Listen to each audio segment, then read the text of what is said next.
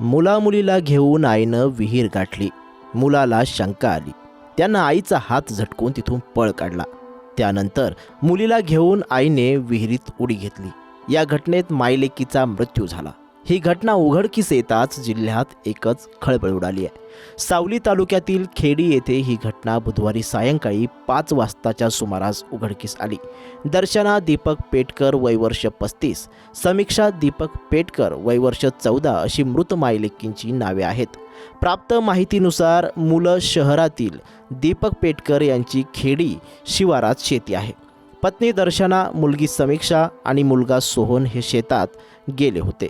आई दर्शनाने दुपारी 4:30 वाजेच्या सुमारास स्वतःच्या शेताला लागूनच असलेल्या शेतकऱ्याच्या विहिरीत मुलगी समीक्षा हिला ढकललं. त्यानंतर त्यांनी मुलगा सोहन याचा हात पकडून विहिरीत ढकलण्याचा प्रयत्न केला. मात्र सोहनने हात झटकून तिथून खेडी गावात पळ काढला. मुलगा गावात गेल्याचे पाहून आई दर्शनानेही त्याच विहिरीत उडी घेतली. यात मायलेकीचा मृत्यू झाला.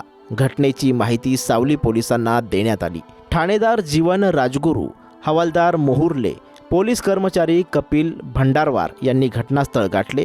दोघांचेही मृतदेह विहिरीतून बाहेर काढण्यात आले. शवविच्छेदनासाठी मृतदेह सावली ग्रामीण रुग्णालयात पाठविण्यात आले आहेत. मृत महिला किडनीच्या आजाराने ग्रस्त होती. काही महिन्यांपूर्वी तिच्यावर शस्त्रक्रिया झाल्याची चर्चा आहे. पुढील तपास सावली पोलीस करीत आहेत. पण या घटनेनं संपूर्ण परिसरात एकच खळबळ माजली आहे.